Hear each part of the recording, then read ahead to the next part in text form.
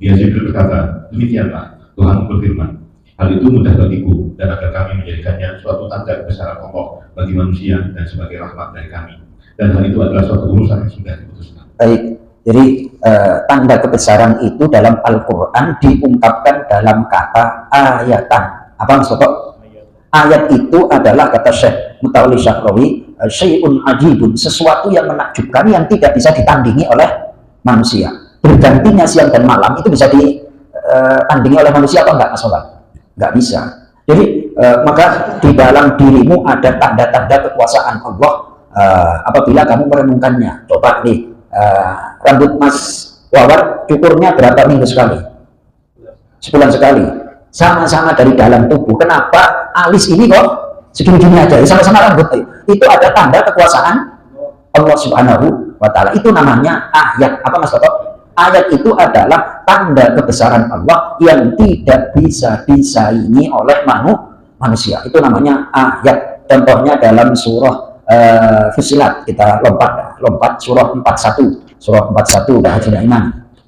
Surah 41 ayat yang terakhir, halaman 482, ayat halaman kiri. Sambil ngasih tahu Mas Toto ya, Quran standar internasional itu halaman kanan ganjil, halaman kiri genap. Itu pokoknya. Ini yang dibaca oleh Jamaah Masjid Nurul Ikhlas yang Quran per kata itu sudah mengacu kepada cetakan internasional seperti Mushaf Mekah Madinah. Ini halaman kanan ganjil, halaman kiri genap.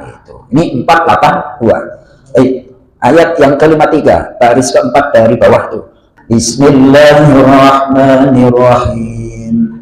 Sanurihim ayatina fil afaqi wa fi anfusihim hatta yatabayyana lahum annahul haqq.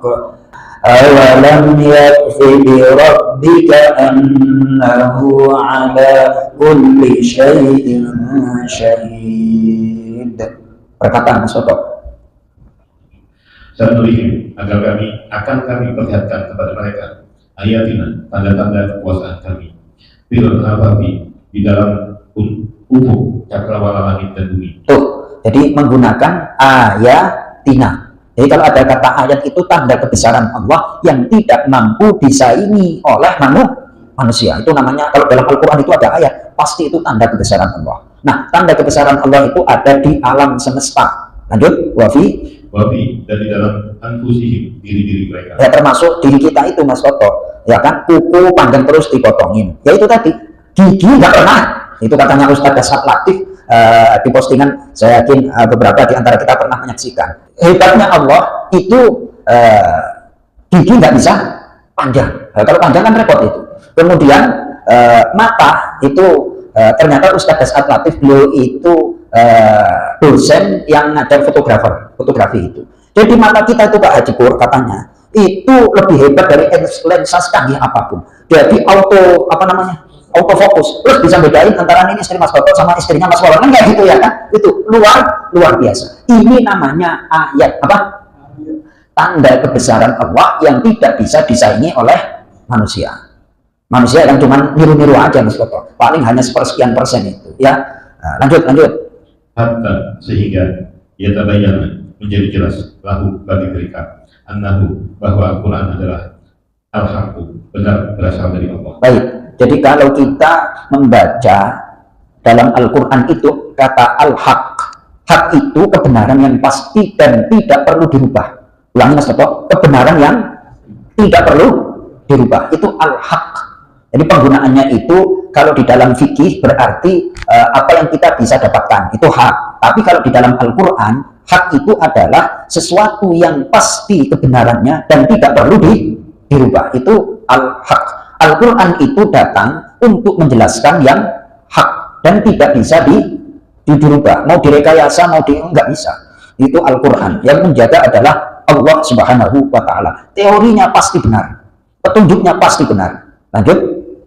Awalan, apakah tidak yakfi, cukup birobika, dengan keberadaan Tuhan, annahu, bahwa dia ala, atas kulli, segala sahih, sesuatu sahih, maha menyaksikan. Baik, terus kemudian Allah menceritakan tentang orang-orang yang tidak mempercayai atau ragu terhadap Al-Quran. Padahal sudah ditegaskan, annahu, sesungguhnya Al-Quran. Iya, tetap aja yang namanya manusia ada yang nggak percaya. Ayat terakhir, sama-sama.